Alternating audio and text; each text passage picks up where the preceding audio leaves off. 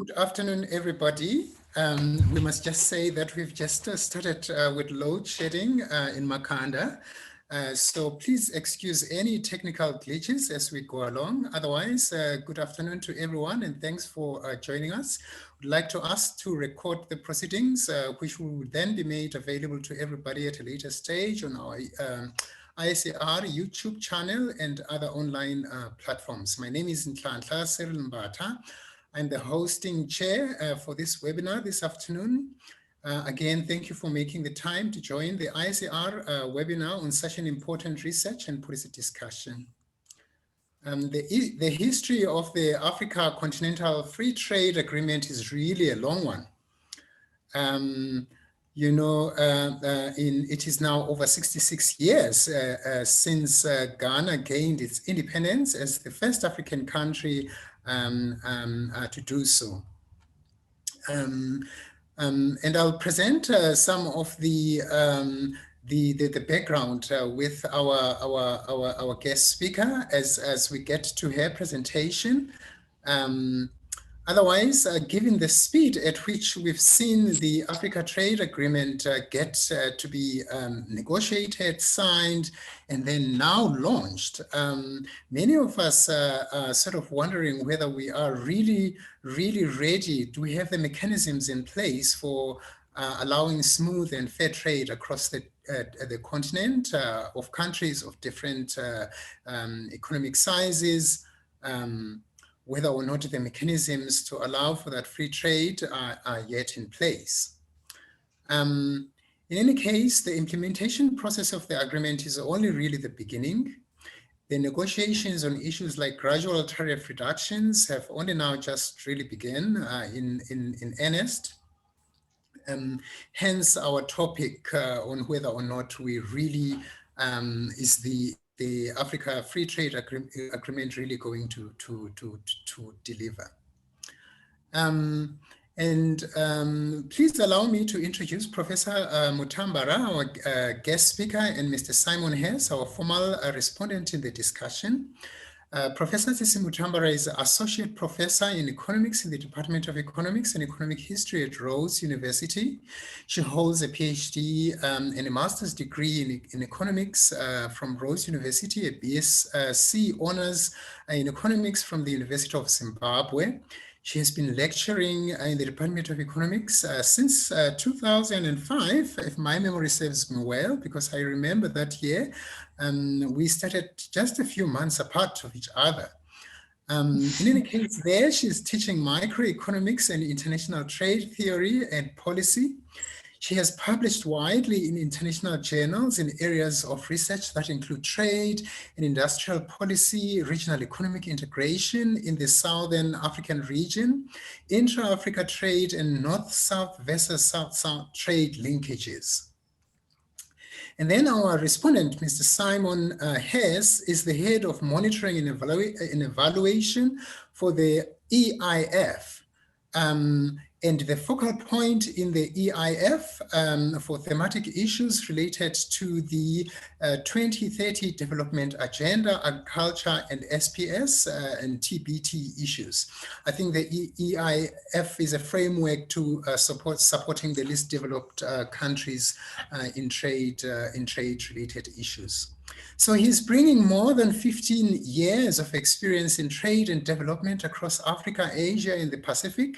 Simon has worked as an advisor with the government of Laos, PDR, and as a director of an international development firm based in the UK and South Africa. Having spent most of his life in Africa studying in South Africa and Canada, Simon has a master's degree in economics focused around award-winning research and industrial development and trade. Amongst other areas, Simon has worked on regional integration, sustainability certification, and practical trade support. He continues research in areas such as the future direction of for aid for trade. I would also like to add that Simon is a former Rhodes staff member in the Department of Economics before he literally took the world by storm and that he introduced me personally to trade issues when I graduated with my master's degree in the Department of Economics. So a personal thank you, Simon, for introducing me to such an important area of work. Some housekeeping and profiling notes. Please post all of your questions in the Q&A box, not in the chat.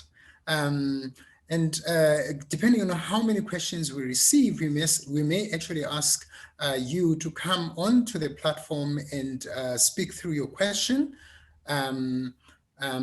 Otherwise, yeah, so you'll get a notification when we request that you do as such. You can also follow our social media channels on the ICR and on Facebook, LinkedIn and Twitter for information on our other series of seminars and activities at the ICR. So now I'm just going to go over to Tsitsi's presentation. I'm not sure if you can, yeah, we can share with me there. Next slide, please. So as I said before, that this Africa trade, African Continental Free Trade Area Agreement has really taken a long while to get to where we are. As you can see that the formation of the OAU itself in 1963 also talked to issues around harmonizing policy as well as cooperation in the fields of economics. In the 1980s, we had the Lagos Plan of Action, where the strengthening of the regional economic communities were talked about. Next slide, please. And all those led towards the building as building blocks towards the African economic community, which was then expected to be finalized by 2028. And then we had the Organization of African Unity becoming the African Union in 2002. And following that, we also had discussions, next slide please, discussions towards the formation of the tripartite agreement, which would include COMESA, SADC, and the East Africa Community. And in a way, it was really a surprise to see that project towards the tripartite agreement being overtaken by negotiations and the signing of the agreement of the African Continental Free Trade Area. The discussions themselves started somewhere in 2015, and then in 2018, this was signed, and in 2019, it entered into force, and then this year, early 1st of January, trading started on this agreement. So you can see that really the process to get this in place has been really fast. So and many of us are asking ourselves whether or not the building blocks are in place to ensure that the implementation of this agreement is going to be successful and whether the agreement itself is going to deliver. Can I then hand over to Professor Mutambara to take on from me?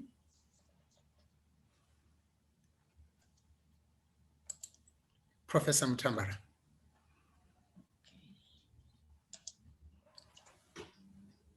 Okay, afternoon to you all. I'll take over from what Professor Nkanka Bata has ended. Then I'll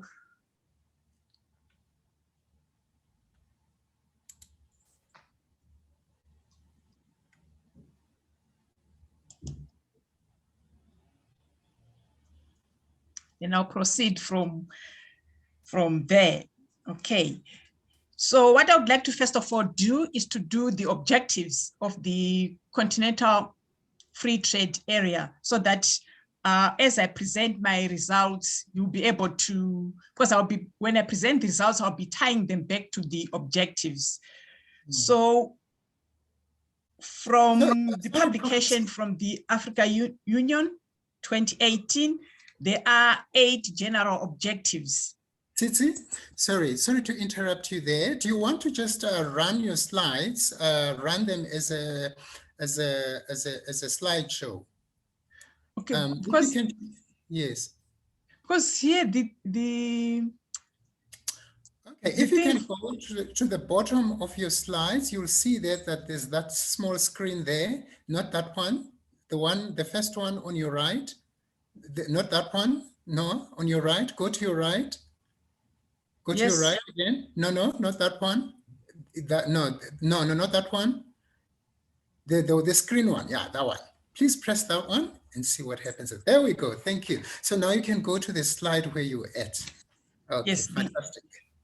The Article 3 has the general objectives, and there are 8 of them. And the focus on those general objectives is to create a single market for the goods, and then a free movement of business and natural persons, promoting suitable socio-economic and industrial development, and increasing the competitiveness of the market economies, the African economies. Then in Article 3, there are 7 specific objectives. And if we look at those 7 specific objectives, Objective A to E, they are all focused on improving market access. And then there are only 2 which focus on other issues.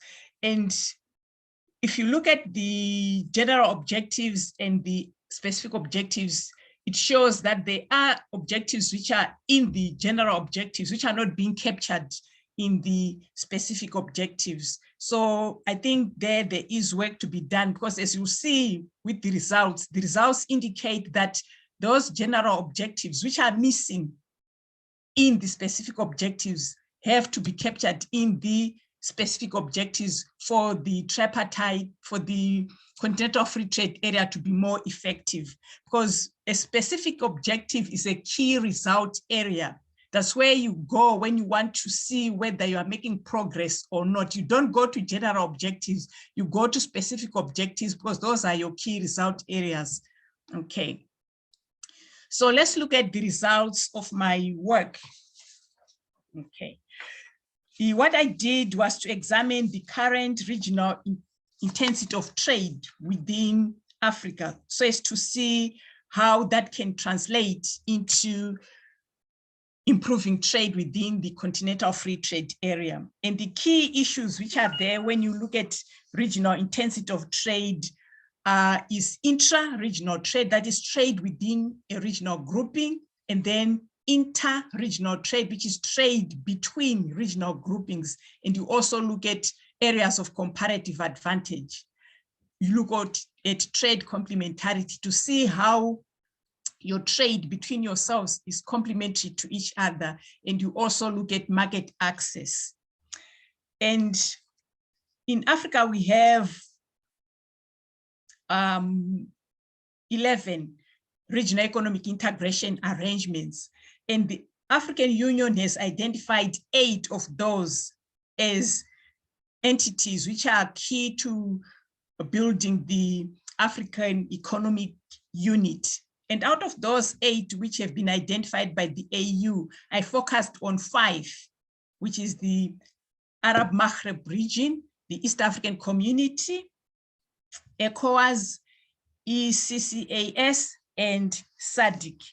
And the reason why I narrowed them down to only 5 is because of the issue of multiple membership within our regional economic integration. And as a result, you find that even though I singled 5 out of 8, those 5 contain 49 out of the 55 African countries. So there are only 6 countries which are not being represented in those 5 economic integration arrangements which I took.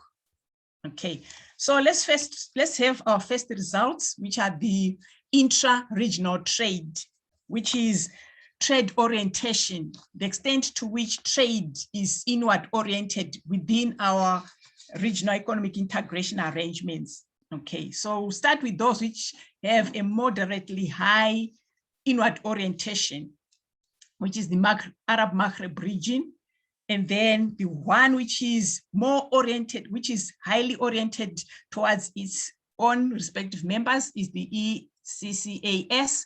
And then the one which is very much oriented, the regional groupings which are very much oriented towards their respective member countries, is SADC, EAC, and ECOWAS. So for those three, their trade is well integrated within themselves as regional blocs. So we can see that it's only the Arab Maghreb region which is least integrated internally, despite the fact that that regional grouping has been in place for 33 years, but still they're having issues with integrating their trade within themselves. And we shall see how that translates into whether or not the African Continental Free Trade Area is going to be to deliver. Okay, then let's look at inter-regional trade, that is trade linkages between the regional groupings. So the extent to which trade between those regional groupings is biased towards each other. Why? Because that has implications on the effectiveness of the African Continental Free Trade Area in bringing us all together so that we can trade more intensively with each other. Let's look at those groupings which have very strong trade linkages. They are interlinked, even though they are standing as individual entities, but their trade is very much linked. SADC and EAC, they have very strong trade linkages. ECCAS and SADC, ECCA and the East African Community, ECCA and ECOWAS and SADC. They have very strong trade linkages, although they are standing as different entities. What about those with moderate trade linkages?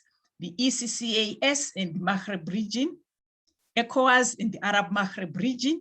What about those with weak trade linkages? Is the EAC and ECOWAS.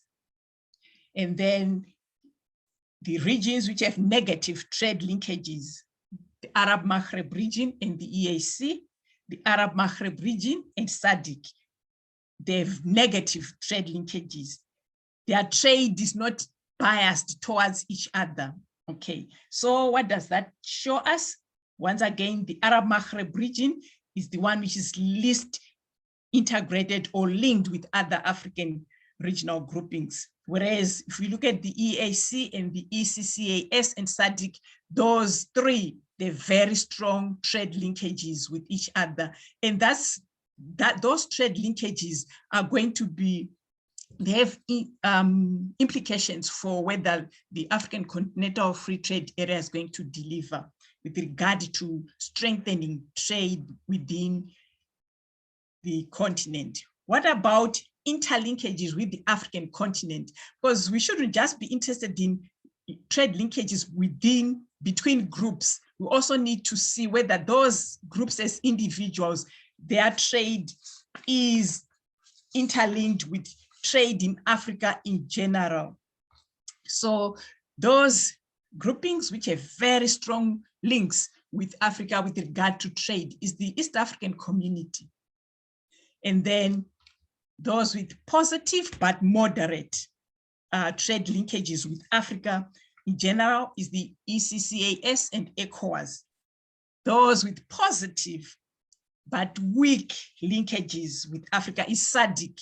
SADC started off very well. When it started off, it had very strong trade linkages with Africa, but over the years, those trade linkages have been weakening. And with our African Continental Free Trade, I want to know why. Why has SADC de-linked itself? Why is it busy de-linking itself from trading with Africa as a continent? That has to be understood. And then whatever issues SADC has with regard to trading within Africa in general, those issues have to be addressed. Otherwise, our hope that we will have stronger or growing intra-Africa trade may not be realized as much as we would want. Then who has negative trade bias with Africa is the Arab Maghreb region. Okay, it's completely de-linked from trade with Africa. But recently, there have been some improvements with trade linkages with Africa, but the index is very, very weak. So why is it that the Arab Maghreb region is like that? Okay, least linked with regard to trading with Africa as a whole. So it's kind of a relatively isolated sub-region in the African continent with regard to its linkages with trade linkages with Africa. Whereas if you look at the EAC and the ECCAS, they are very, very strongly linked with regard to trading with Africa as a continent. Okay, so what are the implications from these two sets of results, intra-regional and inter-regional trade? Let's first of all look at the implications of where we have greater current, stronger trade linkages between regional groups. What it shows us is that currently, between those regional groups, there exist regional value chains which are already well developed and are being currently utilized between those regional groups. And with our African Continental Free Trade Area, which is going to reduce our trade barriers more, these existing linkages and these existing regional value chains are going to be developed even more and to be utilized even more. But the challenge is just removing trade barriers, improving market access may not necessarily develop more and enable the more utilization of these existing regional value chain. There is need to improve the logistics in utilizing these or taking advantages of these existing regional value chains. There's need for the Secretariat for the African Continental Free Trade Area to make it aware, not just big organizations, but to smaller organizations like NGOs, like individuals, Tom, Dick, and Harry. The Secretariat has to have a repository of all this information which is available. Where are the regional value chains? How can they be accessed? Funding for small little people who may not necessarily have the funds. That repository has to be made available or to be generated by the African Continental Free Trade Area Secretariat. And anyone who is interested in having knowledge of whatever is happening has to be able to access that and to utilize and to make use of that. Then secondly, abilities to harness and develop stronger regional value chains can be realized as new opportunities emerge as our trade barriers get reduced even further. And once again, there's need for awareness. These are the new opportunities. They can be accessed in such and such a country. The support which the small participants need will have to be made available by the Secretariat, okay? So that people get to know where they can get support, which new opportunities are emerging so that they can harness those opportunities. And the other implications of those stronger trade linkages which are currently there between some regional groups is that the existing stronger trade linkages between regional groupings will simply be reinforced by the existence of the African Continental Free Trade Area, which will lead to increased intra-African trade. And that's from a trade theory perspective. That's what trade theory says. If you have existing trade linkages between trading partners, once you have a free trade area, those strong linkages will simply be reinforced, and that increased trade which you want between yourselves will take place, okay? Then the other implication is that the expected welfare benefits from the African Continental Free Trade Area, as it enables easier market access, will be experienced. And once again, from a trade theory perspective, when you currently have strong trade linkages, and you form a free trade area, there's less scope for welfare reducing trade diversion for those countries, as there will be no significant levels of trade which will be diverted from low-cost producers who are non-members. Okay, that's from a trade theory view. Okay, now let's look at where there are current weak trade linkages between some regional groupings, because that has implications on the ability of the African Continental Free Trade Area to be able to boost trade between countries. Okay, the first thing is that that secretariat has to investigate if those current weak trade linkages are as a result of the fact that there are limited opportunities to develop regional value chains between those regional groupings which are currently having fewer or weaker trade linkages. Is it because there are limited opportunities to develop regional value chains with those regional groupings with which they have trade linkages? What is it which is causing those weak linkages? The Secretariat has to investigate that and address those issues. Okay. Secondly, they also have to investigate whether there are any opportunities to improve trade relations between those regional groupings which are currently having weaker trade linkages. Is improving market access with the African Continental Free Trade Area going to do the trick? Or is not even the issue of market access? There are other issues which are holding back those groupings from enhancing trade linkages between themselves. So the Secretariat has some work to do with regard to those regional groupings which are currently trading not so much with others and also not trading so much with Africa. What is it that is holding them back? And those issues have to be addressed, because if they are not, then the ability of the African Continental Free Trade Area to enhance trade as it expects to do will be faced with some limitations. And that will bring us to the general objective G in Article 3. That's a very, very important general objective, okay, which talks about diversification, regional value chain development, and how that can be tied in to developing trade and improving trade within Africa. But unfortunately, as Article 4 stands, there is no specific objective which takes cognizance of general objective G.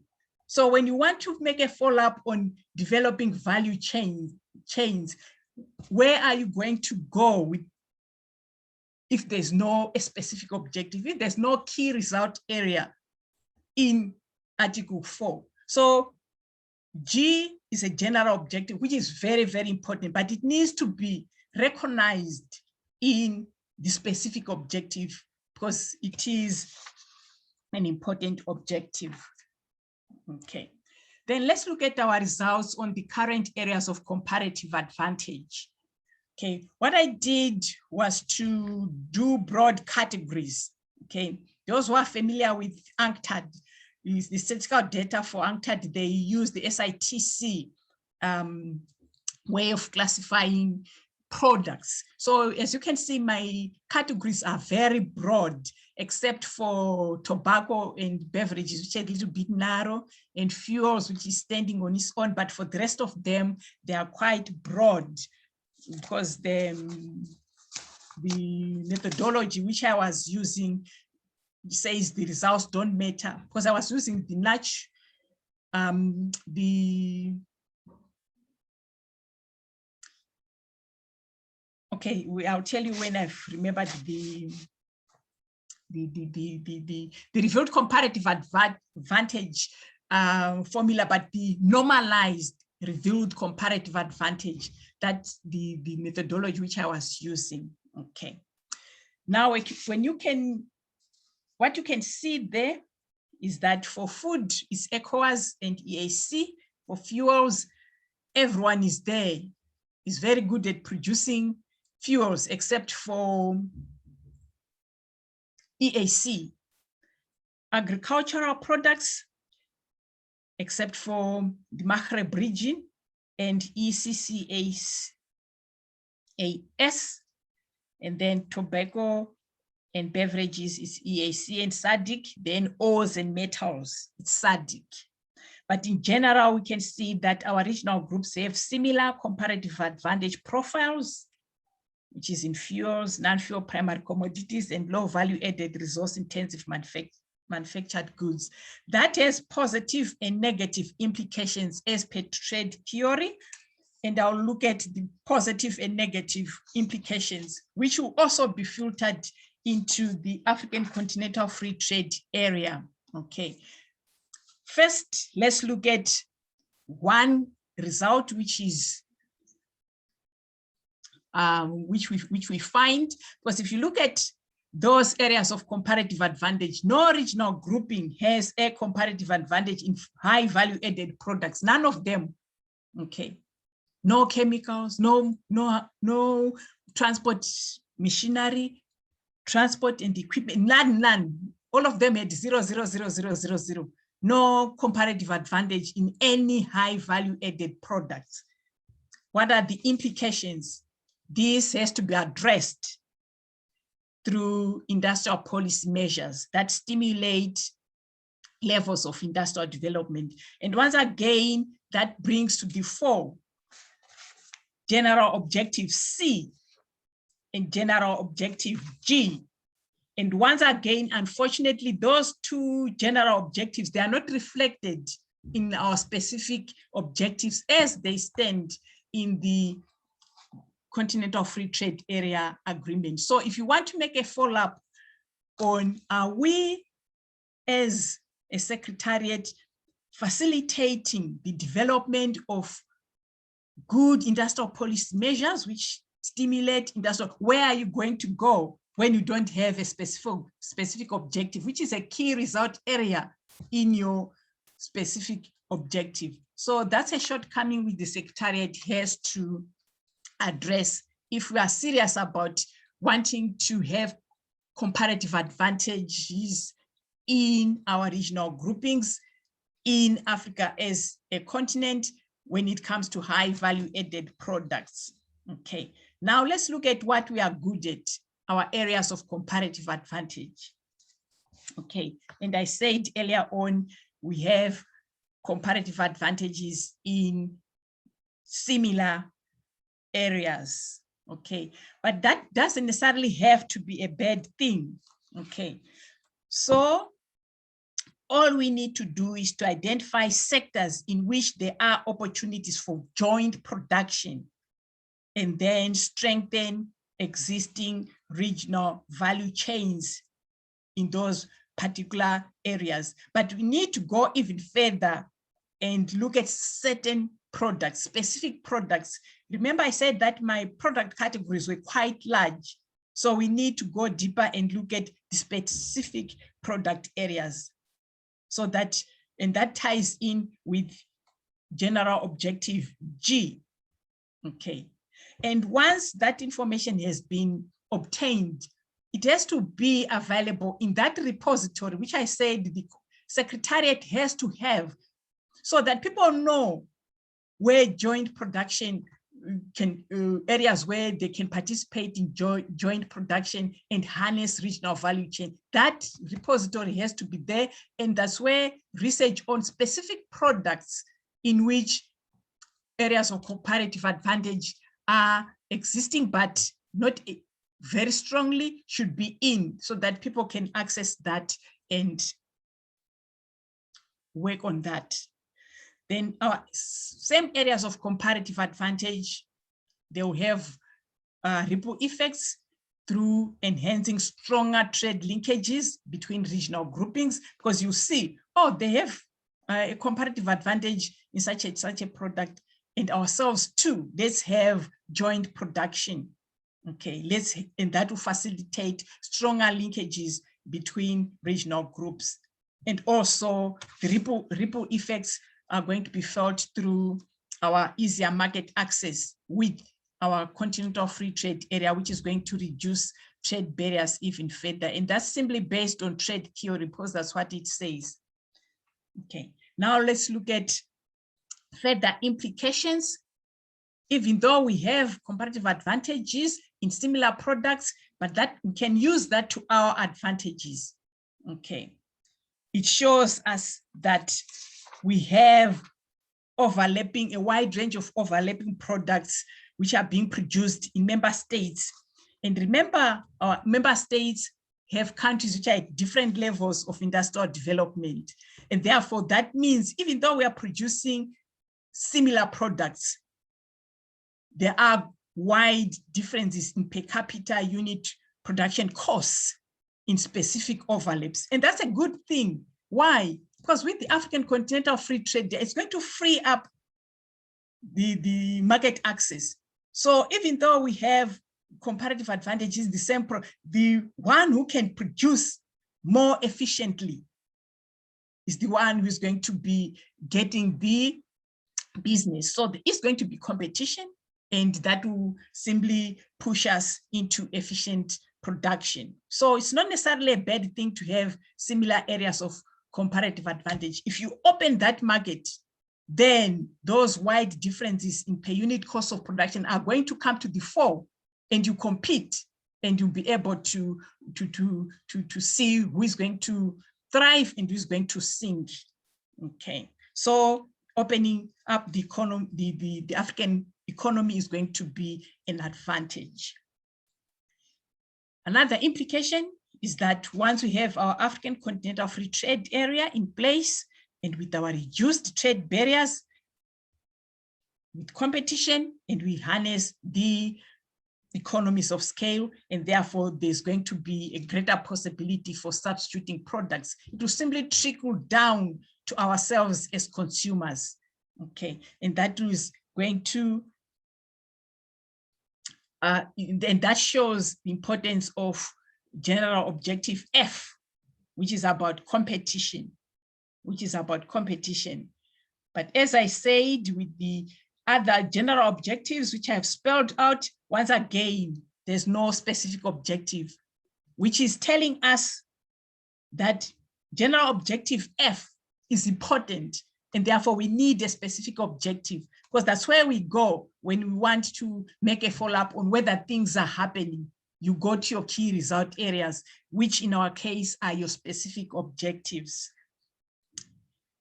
Then the other advantage is that with opening up the economy, all those monopoly profits will be eroded.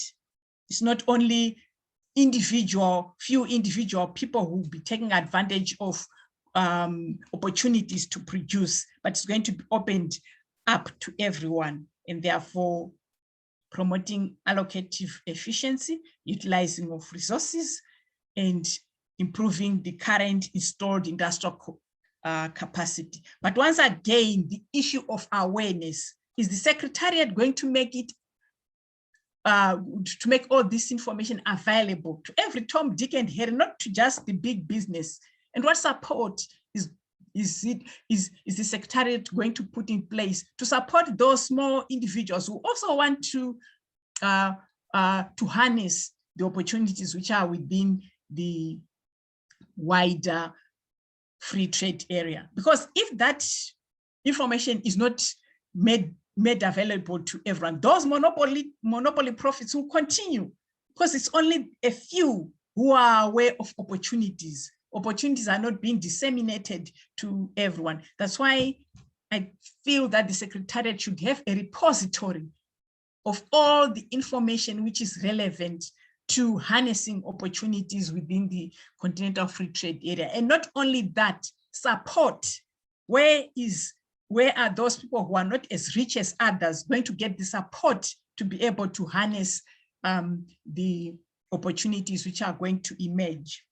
And then over time, as our African Continental Free Trade Area thrives and grows, the competitive positions of countries will become more defined, and specific groups, commodity groups, and even specific products in which countries are very good at will come to the fore. And once again, all that information has to be captured in a repository in the African Continental Free Trade Area Secretariat. Now, let's move on to our results on trade complementarity. Which regional groupings have high or more complementary trade? The importer, if we look at our importer, the Arab Maghreb region, its import demands are very well met by the East African community and SADC. What EAC and SADC offers matches what the Maghreb region requires. If we look at the importer, the EAC, who is meeting their import demands is SADC.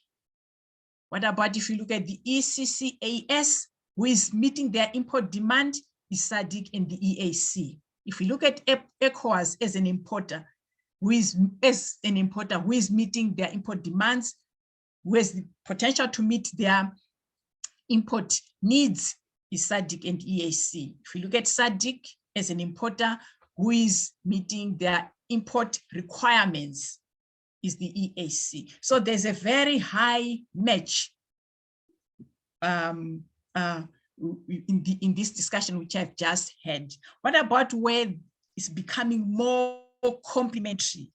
If you look at the importer, EAC, SADC, and ECOWAS, the index says their import needs can be met with the Maghreb region. That's what the index indicates. It doesn't mean to say that the index is saying that's happening. No, it's saying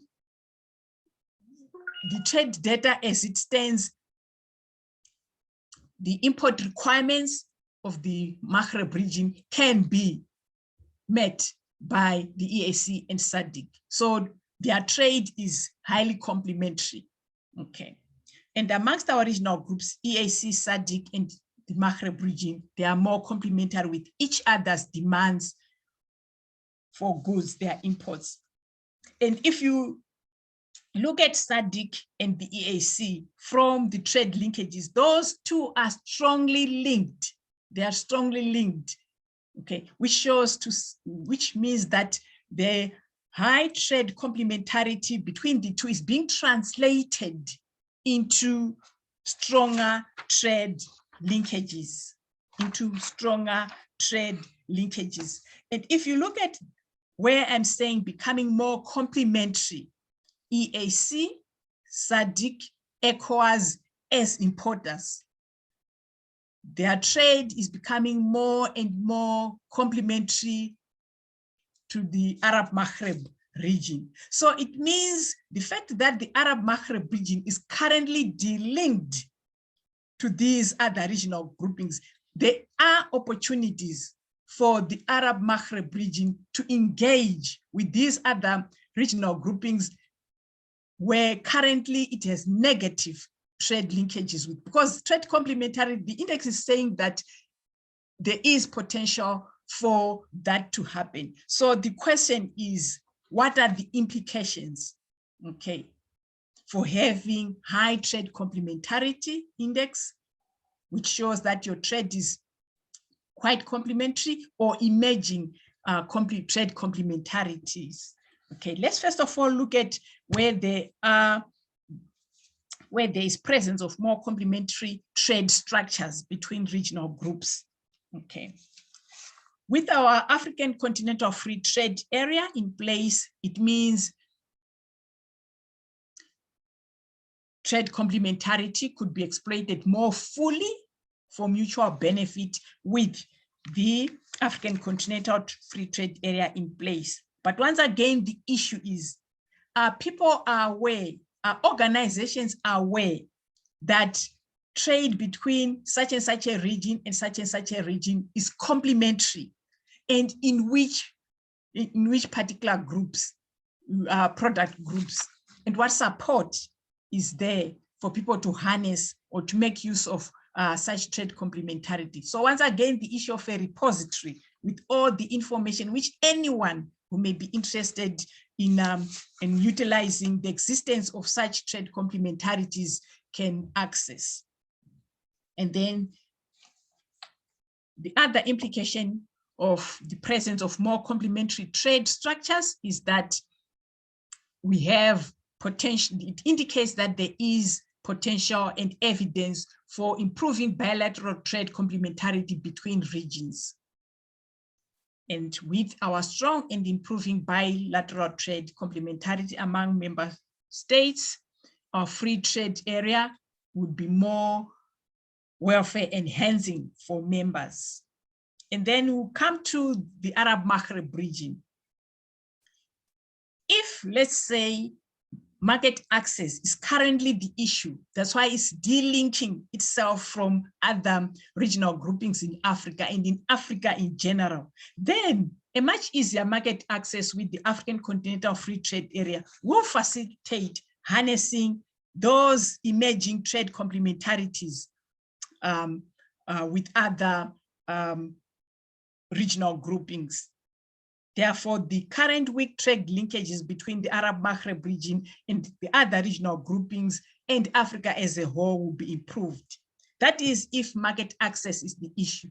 If it's not, then it has to be something else. And the African Continental Free Trade Area has to investigate and see why the Arab Maghreb region is delinked from the rest of the continent. Because what we want our African Continental Free Trade Area to do is to benefit everyone and not to live in a currently isolated region like the Arab Maghreb region, isolated.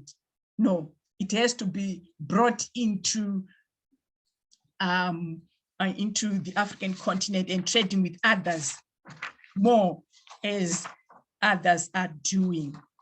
Okay, so there is work for the Secretariat to really look into what's happening, why it's happening, if these kind of things are not happening, what is the cause? And they can only do that if they keep in touch with institutions which do research and get the results of their research, have it as a repository, in a repository, and making follow-ups on all these issues which are coming up. Okay, now will the African Continental Free Trade Area deliver? I've already indicated as I was presenting my results as to the issues which they have to look at. Results from the trade indices, areas of comparative advantage and trade complementarity show that yes, the current regional economic integration arrangements which are there, they've done a very good job in helping the African continent to have a relevant foundation with regard to strong trade linkages between most of the regional economic integrations arrangements. And this can be utilized more fully and enhanced if we have a functioning African Continental Free Trade Area. The foundation has been laid. The results show that there is a strong foundation. What we need is a functioning African Continental Free Trade Area, which utilizes what foundation these regional economic integration arrangements have built. Then what else do the results show? They show that there's an indication of existing potentials and opportunities for joint production, developing even stronger regional value chains. And what we need is to utilize more fully the existing ones. And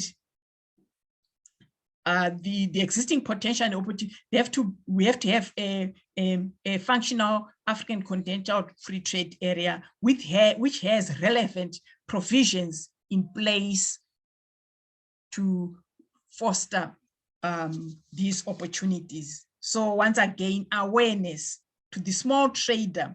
The big guys will not have problems in accessing information. It's the small traders, the NGOs, the women, the underprivileged who have problems in accessing information about where can I engage with joint production with who, where are the regional value chains, and so forth and so forth. Okay. Then the results also show that if market access is the current reason for weaker trade linkages between some of the regional groups, then the African Continental Free Trade Area will manage to resolve this, because first and foremost, they are saying that we want to open up the African market. And so what we need to do is to focus on utilizing the dynamic effects of economic integration. Let's not fix our minds on the static effects, the trade creation, trade diversion, and so forth. Let's look at the bigger picture, the dynamic effects of economic integration, and then take advantage of the positives which are being reflected by these the indexes which I've calculated.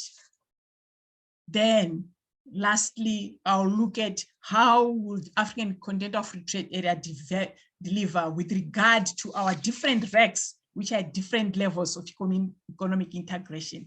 The issue comes with coordinating and harmonizing tariff and non-tariff structures amongst our RECs with a view to establish a seamless continental movement of goods and services. So that's the first challenge which is there.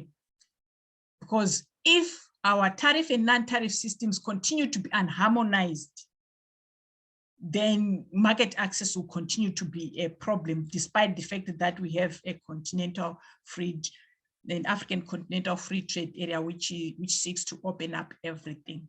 So we need our secretariat to be competent, should be a competent institution able to implement and administer the African Continental Free Trade Area. Thank you.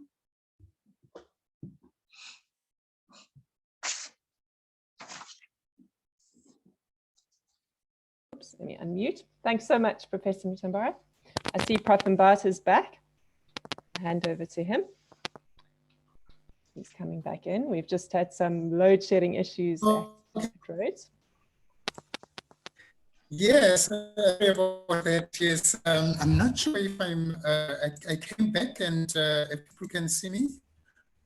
We can't see you, but we can hear you. Fantastic. So I did was kicked up for a few minutes there. Thank you so much, Prof. I followed your discussion almost up until the end. I think one of the points coming here is that if countries or regions produce and export similar goods, then it is really difficult to improve trade among one another. And in that sense, we have diversified production and also starting to our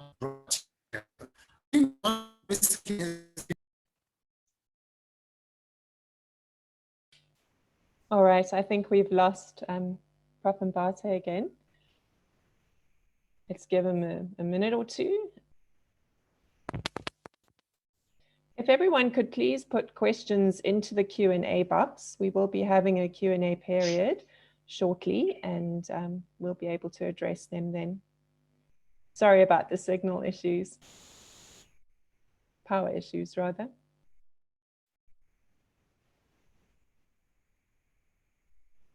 Okay, we'll give it another few seconds. Otherwise, I think, Simon, if you could perhaps start your response.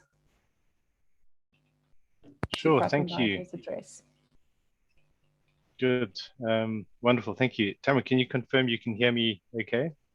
Yes, we can hear you and we can see your presentation. We're all set. Brilliant, wonderful. Well, first of all, it's so wonderful to be here with you all today, and thank you very much for the warm welcome and the opportunity to engage in this very interesting discussion in an extremely topical area. I would say it's also really fantastic to be back in conversation. Maybe I should come to your mine is gone as well. Yours is gone as well. Yeah. It's wonderful to be back together, speaking with colleagues, with friends, and I see a number of familiar faces in the participants of this webinar, and many people who have kindly shared and imparted their valuable knowledge and experience with me, and so greetings to you all. And finally, congratulations, Prof. Mbata, and and colleagues at the ISER on arranging this event, and indeed Prof. Mutambara on the very thorough work and very interesting analysis that you have just shared with us all here today. So thank you. So I'll share a few of my own reflections just very briefly. And first of all, I think this really is the time to be speaking about trade. Despite COVID-19, which has really upended so many things in the world, despite many other challenges in the global environment that many countries have faced over the last year or two, the commitment to trade in Africa continues. And I think this is really exciting, and it is really a strong beacon that trade under the AfCFTA has started, regardless of challenges, and the process has also been relatively swift to be able to get things in place. And I think the political will that has been there has been really exemplary. And I think this actually underpins one of the most interesting things that I find in this paper is the energy that is there, the positivity on the intra-regional trade opportunities that we're seeing, and we're getting some of that evidence from this analysis. And yeah, for this, we really need robust analysis that can inform us, that can inform policy, it can inform practice, it can be used for those businesses that we were hearing about earlier as well. This is the kind of information that we need to get our teeth into, and then also build on and take further. I think, to me, there's a lot of really interesting findings already, a lot of positive messages, and then a whole load more questions that come up, interesting areas. How can we look into this some more? And I think, Prof. Mutambara, you already raised a lot of those questions already in your presentation, outlining things. Okay, this is laying the basis. Where can we go from here? So yeah, I think first of all, the very positive message, the assessment on the links between the RECs, within the RECs. This is interesting. It's not something that you see a lot of in the literature. And so I think this is something that is useful to really highlight and to bring out. Some of the other interesting things that stood out, EAC, perhaps one of the smaller RECs that we're looking at here, has some of the strongest trade links within the continent. Although I found it very interesting that the SADC trade with the EAC has become less complementary over time, and this is also with the efforts towards the tripartite arrangement as well. On the trade complementarity analysis, this, I think, again, raises a lot of really interesting findings. And personally, I think what would be very interesting is to start to engage then on some of the firm level analysis there as well. So what is happening, where you're seeing these shifts over time? Are there specific cases that we can look at that are maybe driving some of that change already, and what can we learn from that to be able to build increasing complementarity within the trade?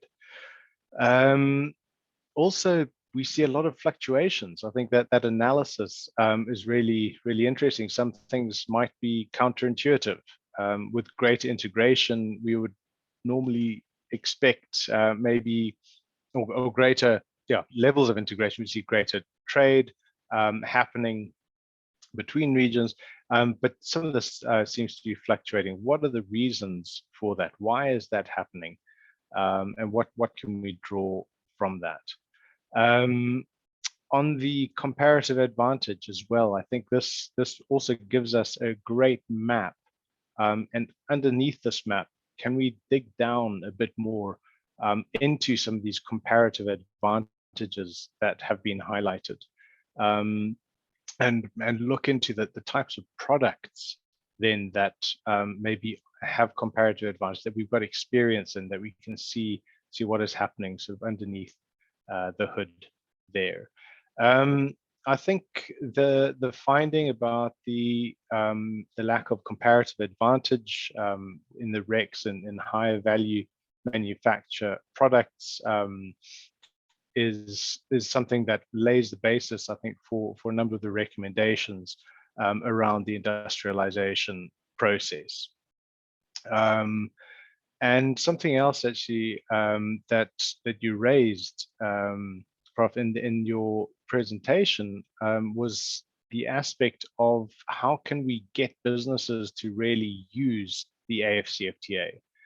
For the small businesses in particular, how are we going to ensure that they are able to utilize these preferences that are there?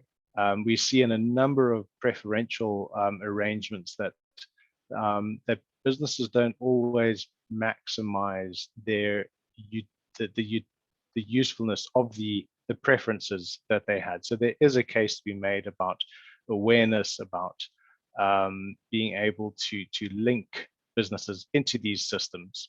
And I think at the foundation, a lot of the energy that I spoke about at the start is important, is having that vision, is being able to have your firm in South Africa, in Zimbabwe, in Kigali, in Accra, who has the vision to say, I see that potential of trading, not just next door, now maybe to South Africa or to somewhere else. I see that opportunity. And finally, I think Prof. Mutambara, you also mentioned the need for the benefits to be inclusive. And this, I think, really is fundamental. Trade at its heart is about development.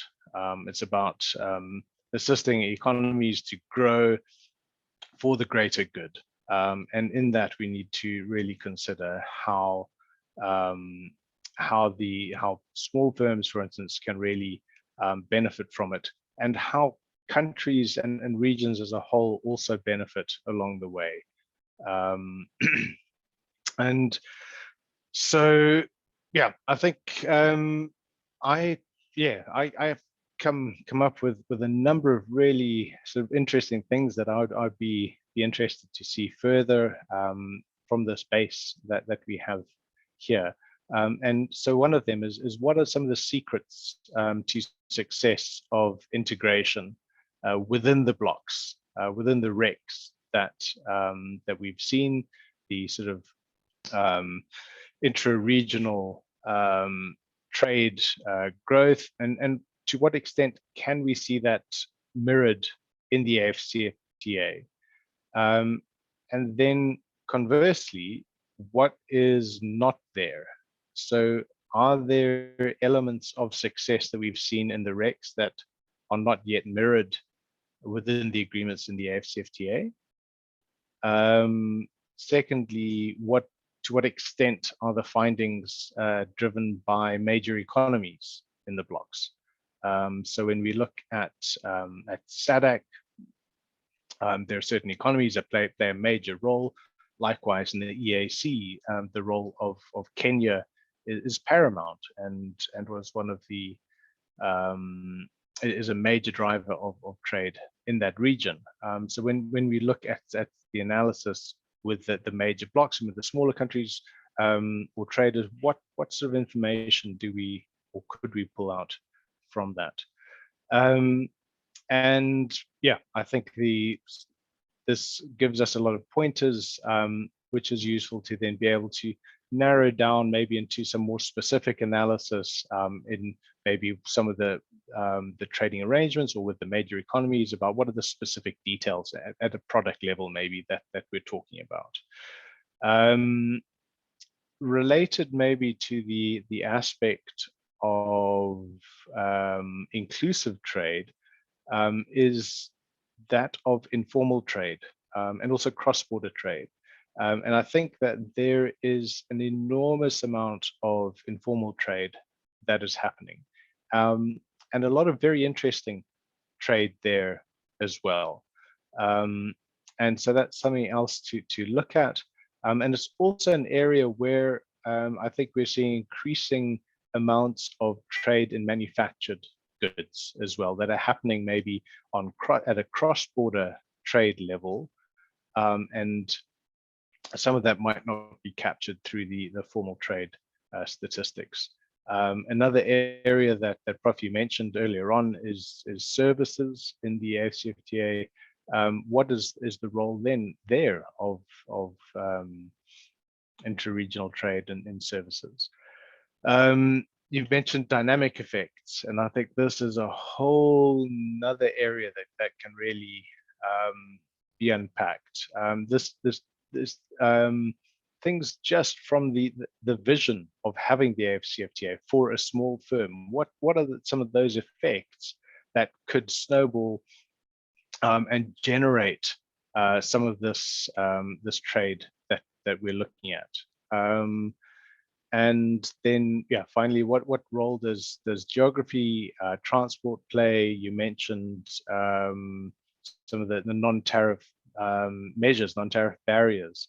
What roles do those play? And what is the role of other trade costs in this, particularly where there are weaker linkages? Is that an area that maybe helps or explain some of those aspects, or maybe it's other things? And then one of the major things that really comes out from this is that aspect of industrial development, of higher value manufactured goods, and how this opportunity that is there through the AfCFTA can help to stimulate some of that. And I think they're digging into some of those intermediary steps and factors that could contribute towards that would be very, very interesting and useful. So anyway, just a few reflections from my side. Really congratulations on the depth of the research that has gone into this paper. I think the methodological approaches, looking at the amount of data that you have pulled together, and yeah, I think it lays a very, very useful base for a lot of discussion, as you said, with the Secretariat on the AfCFTA and amongst people as a whole. So thank you very much. That's all from me. Thank you, Simon. Thank you so much. I think I'm back. Amrin? Yes, you're back. Fantastic. Thank you. Yeah, so I keep on being out, but I'm coming back, persevering through load shedding. Thank you, Simon. Those were really great comments. And you know, they link up to some of the thinking and questions that I also had in my mind. As I was saying, just after Tsitsi finished talking, that for me, the point really came clearly was that if we keep on producing similar goods, then it would remain difficult for us to improve trade amongst other. And it resonates between the two of you that diversified production is as good, is required as also starting to add to higher value to our raw materials that are coming out of the region. I mean, the proposal around a repository that's kept by the Secretariat seems to make a lot of sense for me. I'm also worried about the improvement of competition as a good thing on its own, you know, for countries who are producing similar goods. I mean, I know it's good, especially for consumers, for example, and for more sort of like improved general welfare at a country level, but then the mechanisms to protecting smaller economies, they protect mechanisms to protecting smaller industries or sectors. Who should be playing a role in that, and how should that process be managed, and how? So, and I mean, some of the points that you make, Simon, are really around about how do we use research to focus more specifically to those areas of research at a micro level, trying to look at the distributions of gains that would be made from opening up, or that are being made from opening up. So really great response and really great presentation. And I agree with Simon that Tsitsi, this is really opening up lots of gates for further research. And some of these are suggested very clearly in Simon's response in terms of where we could go, not just as a research institute, but I think also at the secretariat level. So I think that being said, can we go over to the question?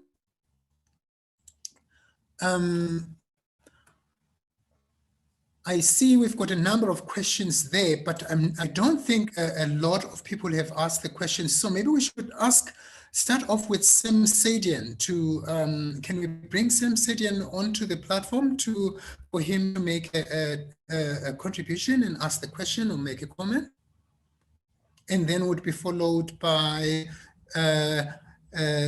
Tolu Tope Adeyoju. Can you allow Tamrin? I have given Sam permission to speak. There we go. Okay. Can you hear me? Yes, we can. Yes. Okay, great. Well, so yeah, just thanks a lot for the presentation. I think it was really very informative. But just one thing that interests me a lot about free trade in general is that I think comparative advantage theory is extremely powerful, and I guess it tends to get downplayed by more, from more critical perspective. Clearly, trade can be a positive sum game, and often is in many ways. But in practice, it's also true that always there are losers.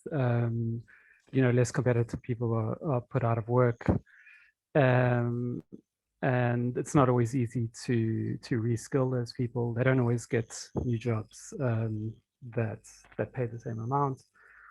These kind of problems can arise, and also, this is also a question, I guess, that whether reducing tariff barriers will lead to losses of revenue for governments. That's a question. And also, can reducing non-tariff barriers slide into an excuse for reducing health and environmental protections? So I'm just trying to think about these possible disadvantages that tend to get squeezed out of the picture because they don't really fit the theory. That's it. Thanks. Hi, Prof. Tsitsi. I'm going to open the space for both of you, Tsitsi and Simon. Maybe we'll start with Tsitsi. After you respond, how do you want to respond? Thank you very much for the question. On my side, I wasn't getting clearly what the question was about, but I thought you was talking about other people losing jobs when we open up trade and how that can be dealt with. It's true, when you open up your economy to others, yes, some jobs are going to be lost, some jobs are going to be gained. Because when you open up your economy, you're making yourself more vulnerable to fierce competition from out there. That's why the issue of opportunities which arise in other countries, and for those opportunities to be made aware to everyone who is involved, so that you can have joint production processes. Okay, when you have joint production processes, you don't have to relocate. And sometimes you don't necessarily have to relocate. You can produce a specific component in your own country and it's harnessed by another country. Okay, so whilst you may lose total production in the whole product, you can still have partial production in components and then be able to engage in joint production with others. I think that's how you can handle the issue of losing jobs and so on and so on. You don't necessarily have to lose everything. You just lose part of it and engage in joint production with other production processes in other countries. But you can only do that if the information is available of where opportunities for joint production processes are. I think there's the other part of the question there was, can reducing non-tariff barriers slide into reducing health and environmental protections? So yeah, I'm not really sure. Yeah, I don't know how you want to respond to the Tsitsi part. I'm not, I'll have to think about that one because yeah. I'm not very sure about that question. Simon, do you want to respond to that part yourself, or any other part actually? Yeah, absolutely. I think Sam is spot on. I think on the aspect of revenue, yes, trade obviously when you reduce tariffs, government revenues might fall, and I'm sure there has been analysis done on that within the context of the AfCFTA. Conversely, on the sort of the flip side of the same coin, revenues in some areas might increase depending on trade flows, the amount of products being sold, and so yeah, I think there are two sides maybe to that. But yes, one of the major risks, and I'm sure that has been weighing on a lot of the policymakers, was the aspect of, okay, well, what will happen to revenue, to government revenue as you remove those tariff options that you had before. And so I think one of the standard areas there is to look at having or establishing more effective mechanisms for other revenue collection. So looking at tax processes elsewhere as well, to build those up. But it is a fundamental question and an area to really consider carefully as to how to adapt to that. I think the decision has already been made generally. I mean, some of the protocols are still being finalized.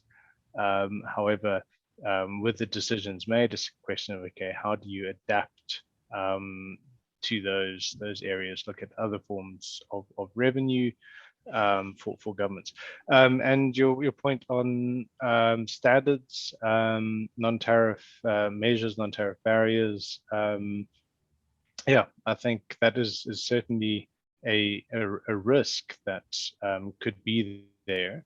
However, it's I think there are so many instances of non-tariff barriers or non-tariff measures that might not be related to health issues, to environment issues as well. I mean, these are fundamental aspects that need to really be safeguarded.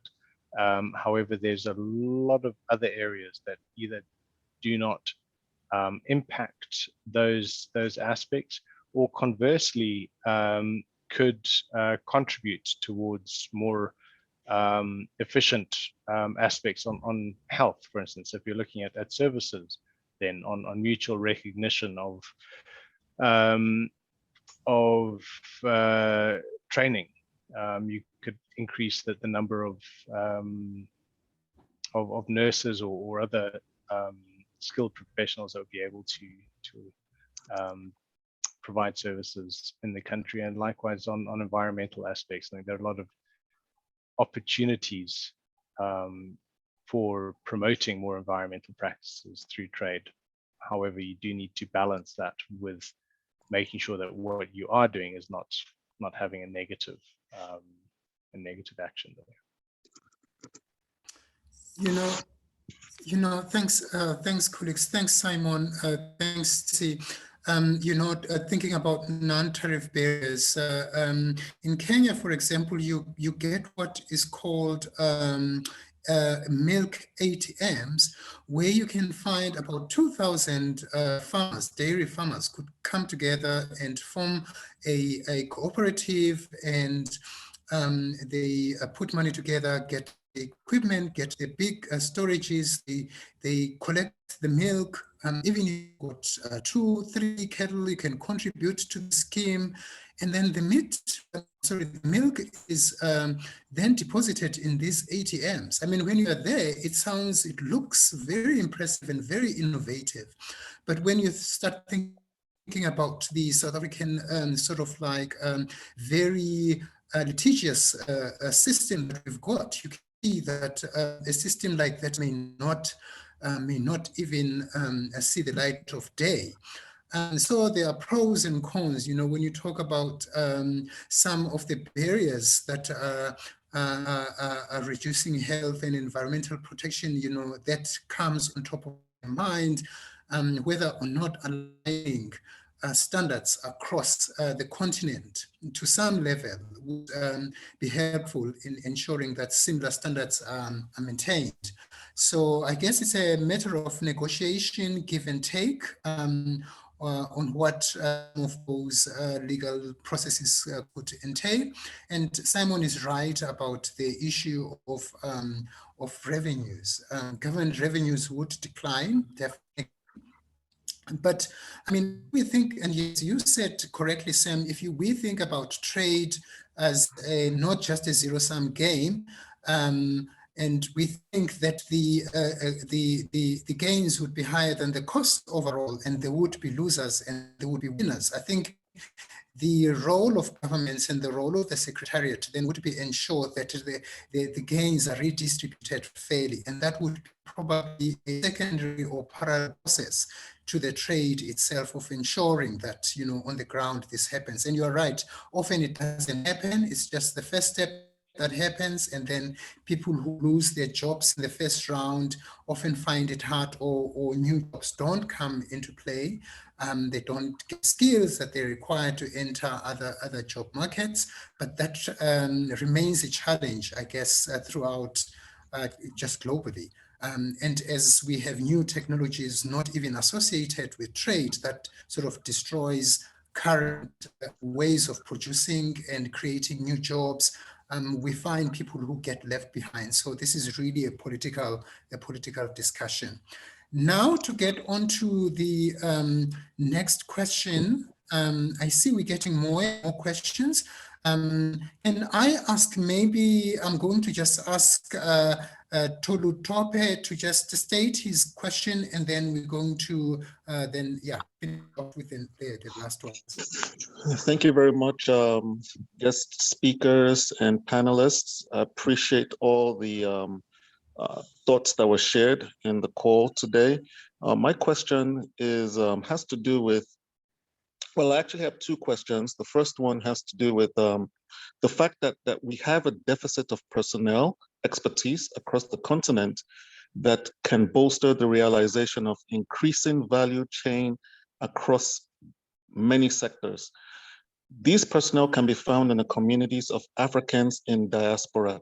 How is the AfCFTA looking to attract and recruit these highly skilled talent that have a lot to offer? So that's my first question. And then the second one has to do with a comment that I heard, one of the, I think Simon, about engaging small businesses across the continent. And I have the notion that if AfCFTA can directly provide access to one or more basic social economic service that majority of them are not currently enjoying, like their counterparts in the highly developed countries, social benefits such as access to affordable healthcare, retirement savings plan, savings incentives and discount programs on a broad range of services such as transportation, air travel, child daycare services, you name it. How beneficial do you think these types of incentives will be in galvanizing economic producers towards AfCFTA? So those are my two questions. Thank you very much. Thank you. Simon, do you want to start? I think one of those was directed at one of your comments. Yeah, sure, absolutely. No, thank you.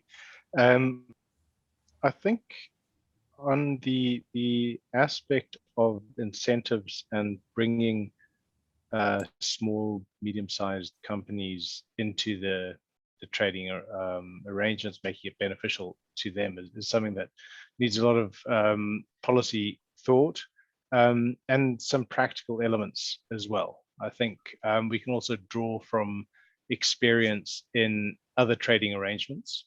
Maybe some of the RECs have specific programs to support both awareness of the arrangements for small businesses, as well as some specific tools or help desks to be able to facilitate that trade. So even things like, I think if you look at trading arrangements that the Netherlands and the EU they have specific desks, the CBI, to be able to provide additional information and services to firms to help them to navigate through the processes of the trading arrangements. So I think, yeah, there's certainly lessons that can be there, and that support mechanisms can be put in place for firms to be able to really maximize the advantages that they can have through the AfCFTA. Okay, thank you. Tsitsi, do you add there? Thank you.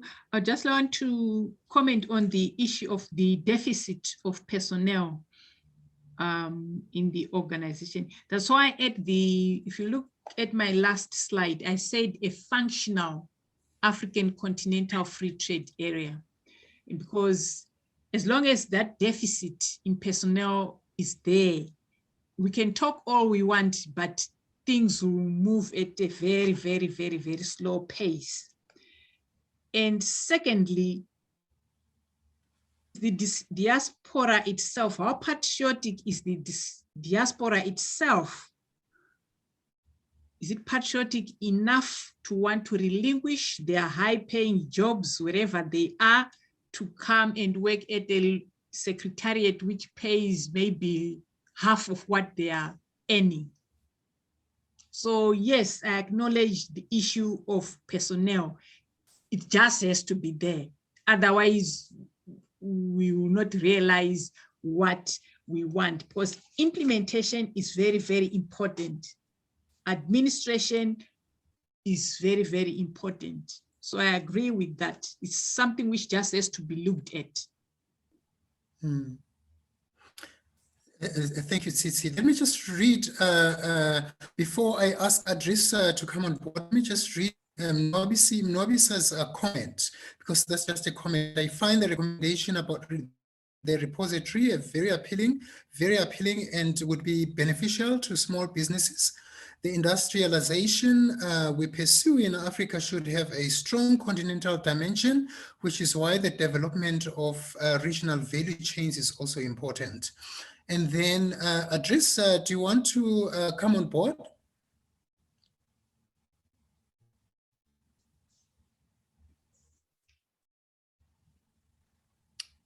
Is Adrissa there, Tamarin?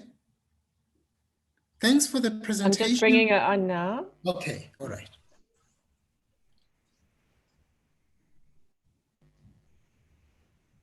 Sorry, I'm not finding.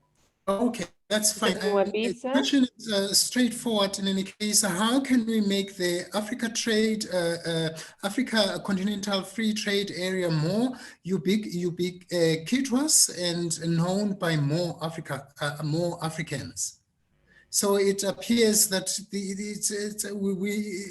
not really in the public spotlight, the agreement itself, and not really in public discussions. I think that's what he means.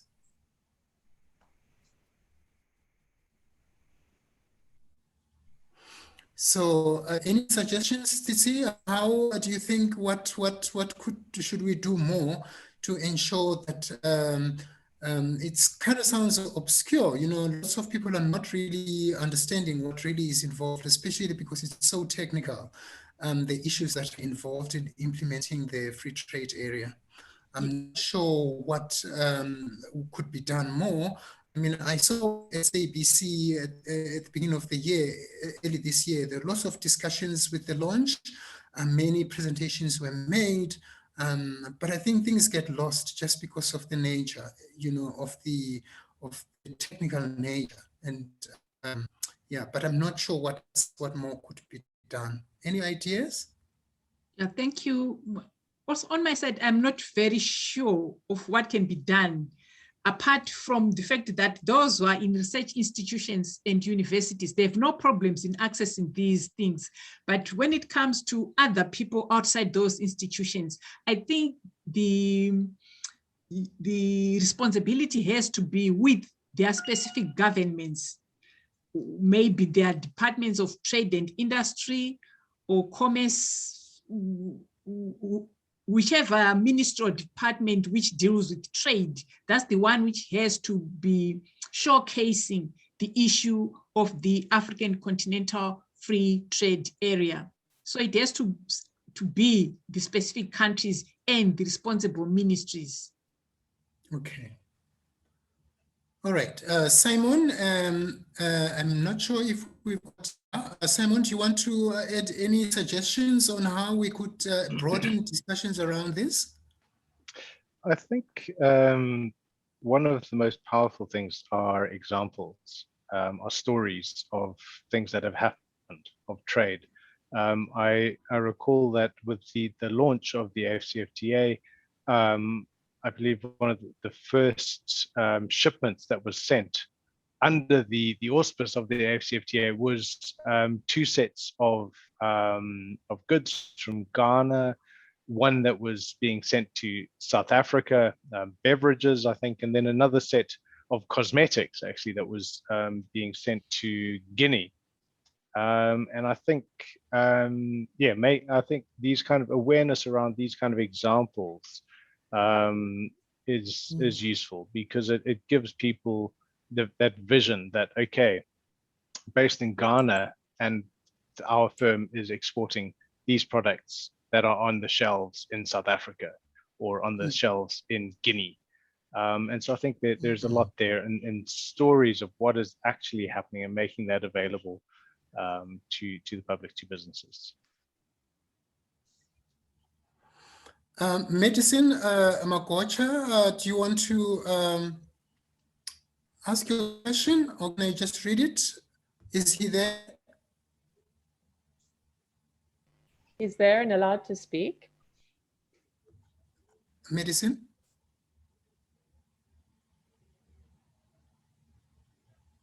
Okay, thank you, Prof. Batra.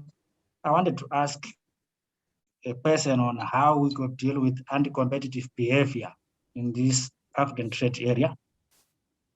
And I also wanted to suggest that for us to move and to push this agenda, we have to put in place the economic integration policies which allows us as people and goods to move freely, as we know that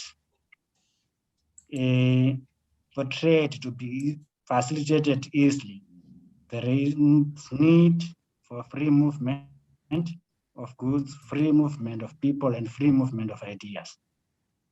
And my question is on how do we deal with anti-competitive behavior? Professor Tsitsi? Okay, thank you. Hello? For the issue, yes. Yeah, thank you. On the issue of anti-competitive behavior, it comes back to the issue of the repository, which I was talking about. Because if that repository is not there, it's only the privileged who are going to have access to information on where trade opportunities are, on where where there's need for linkages. It's only the privileged few who are going to have that information. So that issue of the repository, which I talked about, which I keep emphasizing on, it's a very, very important thing which the Secretariat itself has to have in place, and it has to be made, each and every country has to be made aware that there is such and such a repository where any individual can have access to and find where the opportunities are. Because if only a few are going to be aware of those opportunities, yes, this anti-competitive behavior and those monopoly profits which I talked about will persist. They'll not stop. And then the other question I can't remember. Oh yes, the other question was on the movement of people. Yes, it's there in Section C in Article 3 of the general objectives. But then if you look at what I keep referring to as the key result areas, Article 4, it's not there. So how are you going to ensure that as a secretariat that this issue of this commitment of movement of capital, natural policies to facilitate investment, which is in Article 3, is being realized or is being, as an agenda, is being pushed when it's not there in Article 4, which are supposed to be your key result areas? Those are my responses. Okay, thank you so much, colleagues. I think we've also come to the end of our session. Yeah, we're getting more questions coming in now that were not there before. But maybe we must take just one last one. I'm going to choose the one just after medicine, and I'm just going to read this question. The movement of goods and people freely throughout the continent may be hindered by the fact that different countries and regions have different infrastructure, different operating rules, regulations and standards, and even different ways of managing risks to safety and operations. Railway transport is just one example. Is there a plan in place for addressing some of these material differences that could hinder the actualization and objectives of the AfCFTA? So this is a trade facilitation, Professor Tsitsi. Yes, exactly. That's a trade facilitating issue, and that's what the Secretariat has, I think, in the objective, specific objective D in Article 4, cooperate in all trade-related areas and looking at non-tariff barriers to trade, because all the issues which are indicated in that question all relate to non-tariff barriers. But then whether that is going to be attended to is another thing.